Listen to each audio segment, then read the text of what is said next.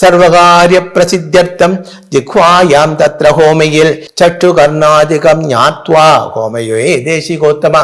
அப்போ அந்த ஹோமம் செய்யப்பட்ட ஆச்சாரியனோடு சொல்றாங்க, அதோட கண்ணு எது, செவி எது, மூக்கு எது, இதெல்லாம் நீ அக்னியை பார்த்து தெரிஞ்சு கொள்ள வேண்டும். தெரிஞ்சதுக்கு அப்புறம் அந்த ஜிஹ்வையில் மட்டும்தான் நீ ஹோமிக்க வேண்டும் அப்படி சொல்றாங்க. அடுத்தது அக்னி கர்ணைர்ஹுதம் யத்து குர்யா சேத்யாதி தோபபெல் நாசிகாயா மகாதுக்கம் சட்டுசோர் நாசனம் பவேல் கேசே தாரித்யதம் புரோக்தம் தஸ்மா ஜிஹ்வாம் சுஹோமியேல். அப்போ அக்னியை சரிக்கிறது பார்க்க வேண்டும்.